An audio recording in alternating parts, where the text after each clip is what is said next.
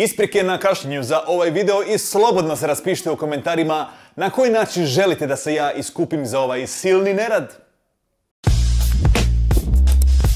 Sram vas bilo. Pozdrav i dobrodošli u spoiler osvrt za Avengers Endgame. Ako još niste pogledali Avengers Endgame, nemojte gledati ovaj video, jer će ovaj video sadržavati spoiler, zato se zove spoiler osvrt. Nemojte gledati ako niste gledali. Prestanite gledati sada, ali ostavite like. Nakon Spider-Man Far From Home desit će se malo duža pauza što se tiče MCU filmova, pa me zanima da li vi želite još Marvel, odnosno MCU sadržaja na ovom kanalu ili ne. Dajte mi do znanja lajkovima, to se pokazalo kao najjednostavnije rješenje. Sa 500 lajkova na ovom videu bit će mi to prilično dobar indikator da to želite, a ako video slučajno prebaci 1000 lajkova, to će biti garancija da će takvih videa itekako biti na ovom kanalu i u toj MCU suši koja nam slijedi. I kad već pričamo o toj suši, čemu se osim Marvel filmova veselite sada u kinima? To me zanima, jer ja se sjećam kad sam ja gledao Gospodara prstenova, Matrix i Star Wars prequele, oni su nekako dolazili godinu za godinom i u jednom momentu kad je sve to prošlo, baš sam ostao čemu sad da se veselim? Pa pitanje postavljam vama. Čemu ćete se vi veseliti jednom kada završi MCU ove godine? Film počinje sa idiličnom scenom koja se brzo pretvara u tragediju. Hawkeye ostaje bez cijele svoje obitelji i postaje Ronin, što znači, ja mislim, samuraj bez gospodara ili tako nešto. Uglavnom, čovjek ima katanu i smiče kriminalce. Postaje, ne znam, sudac porota i krvnik sve u jednom, što baš i nije u redu. Dosta je to agresivan pristup. U svakom slučaju, njemu dolazi Nataša i čim mu je dala malu nadu, on se toliko prestrašio toga, te ponovnog proživljavanja boli i razočaranja, skoro se nije htio vratiti kada mu je rekla da imaju rješenje. Međutim, uspio se vratiti, uspjeli su ih vratiti, cijelu njegovu obitelj, i mislim da je ovime on završio taj svoj nekakav character arc. U biti, ni u jednom drugom MCU filmu se nismo bavili Hawkeye'em kao u Endgameu. Tako da mislim da je njegova priča dobila happy end i završila. A u prvoj postavi sasvim sigurno više nećemo gledati Natašu Romanoff, odnosno Black Widow. Više o njenoj prošlosti, o kojoj u biti i do sada znamo vrlo malo, ćemo doznati u njenom vlastitom standalone Black Widow filmu koji bi trebao izaći negdje 2020. ako se ne varam.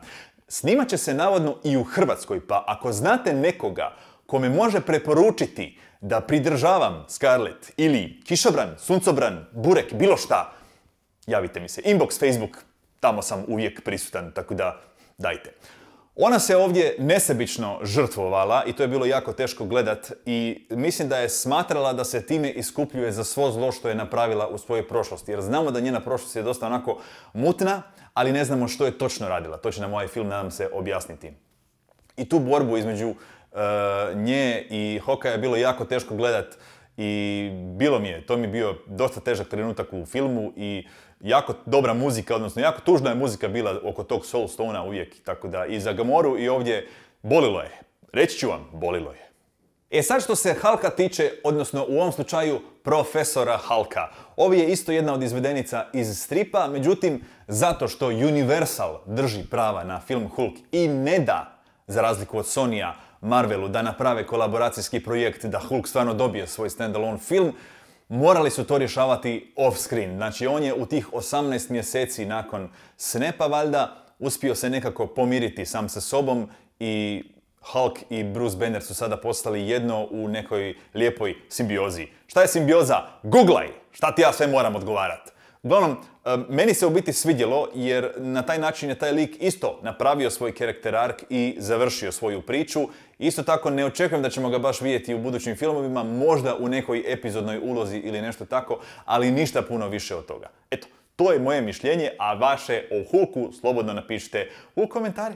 A sada lik koji je podijelio hrpu fanova i razveselio hrpu cosplayera, Thor.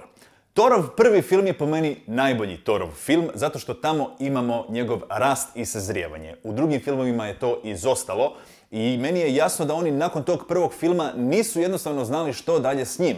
I onda su mu odlučili oduzimati stvari. Oduzeli su mu mamu, tatu, brata, domovinu, na kraju i pola naroda za koji se on direktno kriv jer je imao priliku da to spriječi, a nije uspio. I on s tom krivnjom živi tih 5 godina. Probao je to, ajmo reći, samopouzdanje vratiti na način da odrubi Thanos u glavu kada je imao priliku, ali naravno da to nije uspjelo jer su posljedice svejedno ostale. Pola njegovog naroda nema.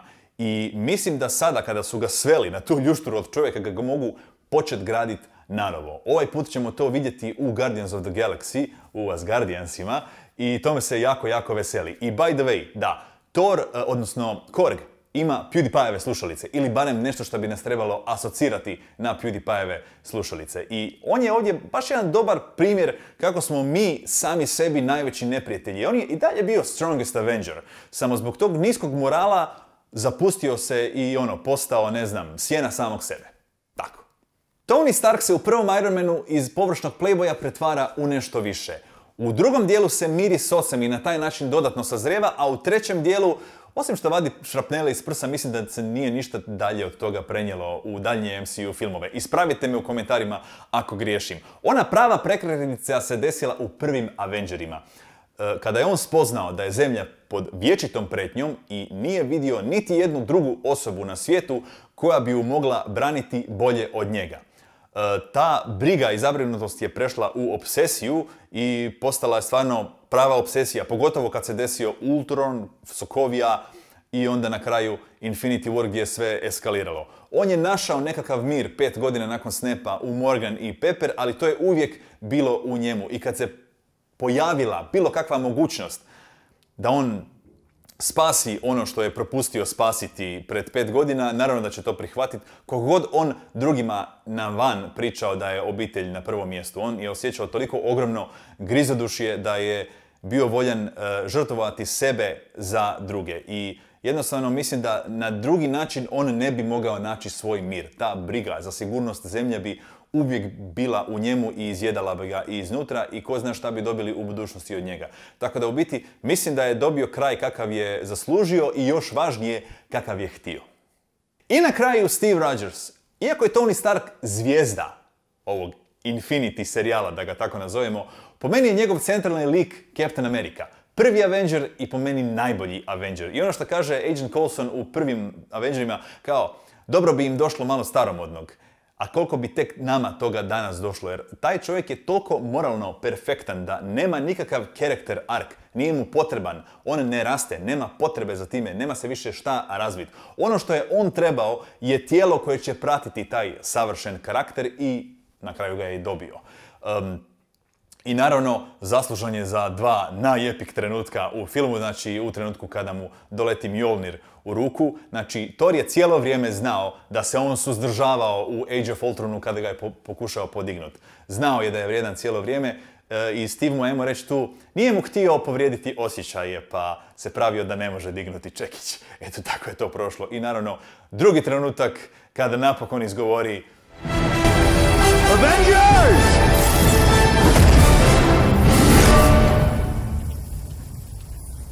Assemble. Tad sam bio Koliko god je on savršen bio, jednostavno se nije uklapao u suvremenom vremenu. Bio je čovjek van svog vremena, doslovno. I zato mi je jako drago da su mu autori dali nagradu za sve dobro što je napravio u vidu prilike da proživi svoj život točno onako kako on želi.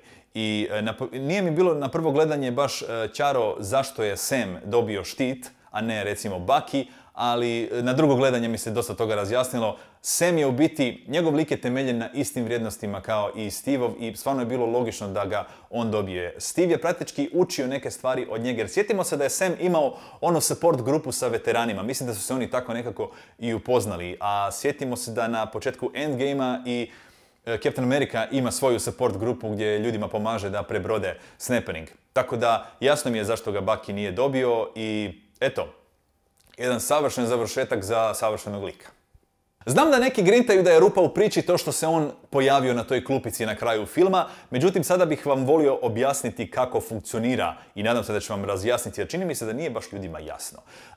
Kako funkcionira taj Marvelov timeline. Kao prvo, nije to timeline, to nije jedna linija, to je više paralelnih svemira i vi u biti kada ulazite u nekakvu nazovi prošlost, vi ne ulazite u prošlost svog svemira, nego ulazite u drugi svemir koji se dešava u drugom periodu. I ne možete onda promjenom prošlosti utjecati na budućnost, odnosno sadašnjost svog timelina, zato što to radite u drugoj dimenziji, tako da se tu ta preklapanja ne mogu desiti. To funkcionira nešto kao Dragon Ball Z, značite vi koji ste gledali. Jednostavno, stvari ne utječu jedna na druge, ali predmete očito možemo prenositi. Zanemarimo sad zakone termodinamike, očito je ovo kvantna fizika gdje se stvari dešavaju malo drugačije.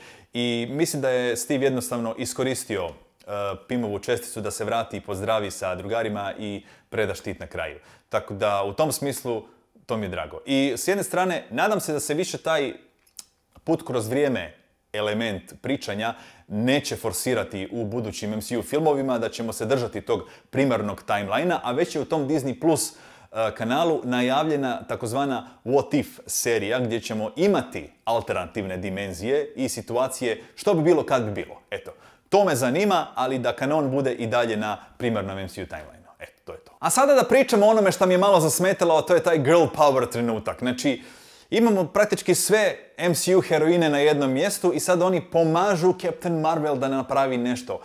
Ne bi bilo problema inače, ali Captain Marvel je toliko premoćna. Ona je ko Super Mario sa zvijezdicom, niko joj ništa ne može. Kog će vraga one njoj pomagati? Ta scena bi mi puno više imala smisla da je ona bila van iz nje. Tada bi onda to imalo smisla jer se ove preostale mogu komplementirati jedna drugoj i to bi bilo super. Recimo, ako ćemo već pričati o tim girl power trenucima, u Infinity Waru smo imali savršenu tu situaciju koja je puno bolje bila odhendlana kad su protiv Proxime Midnight su se šorale Natasha, Wanda i Okoye, ako se ne varam. Evo, ono mi je bilo turbo, ovo ne baš, čak i na drugo gledanje. A druga stvar je bila fora sa američkom guzicom koja mi je puno bolje sjela na drugo gledanje, mada i dalje tvrdim da je bila Captain Marvel u pitanju, mislim da bi feministkinjim autorima filma iskopale oči ili barem pisale vrlo ljute tweetove, jer one to jako vole raditi. Mada realno, kada idemo uspoređivati, ako biste trebali neku guzicu da predstavlja vašu zemlju, pa koju biste odabrali, realno? U spoiler free osvrtu sam tražio za ovaj video 500 lajkova. Dobio sam ih preko 1000 i hvala vam od srca na tome, stvarno se nisam nadao. I nisam se nadao da će ovaj biti video toliko gledan, a pogotovo nisam nadao da ću dobiti ovakav masivni boost u subscriberima. To mogu zahvaliti jedino vama. I jedino što ću vas sada još zamoliti, ako još niste lajkali, a došli ste do ovdje, zalajkajte ga sad jer čini mi se da ta količina lajkova full utječe na vidljivost videa na YouTube-u. Pa ajmo me učiniti popularnim da i ja završim jednom na tom plesu sa zvijezdama. I naravno, hvala mojim donatorima na PayPalu i Patreonu što toleriraju moju ljenost i dalje iz nekog razloga doniraju. Dečki, nerealno ste dobri. Pitali ste me za ocjenu, a ja sam baš tada odlučio prestati dodjeljivati ocjene filmovima. Imat ćete moju završnu riječ u osvrtima, poslušajte ju i donesite sami odluku želite li pogledati taj film ili ne. Jednostavno, kada dodijelite brojčanu ocjenu filmu, neminovno se potežu usporedbe sa drugim filmovima koji su dobili istu ili sličnu ocjenu. I sada ja vas pitam, možete li Endgame usporediti sa bilo kojim drugim filmom? Znači, nakon 11 godina, 22 filma, praktički savršeno odabranim glumcima i u dobroj mjeri čisto solidnim pisanjem, ovo je svojevrsno jedinstveno postignuće kinematografije i ja ne očekujem da ću ovako nešto više doživjeti dok sam živ, jel? Eto, tako. To je šta ja mislim o Endgameu. Ajmo sad svi. Hvala lepa, laku noć!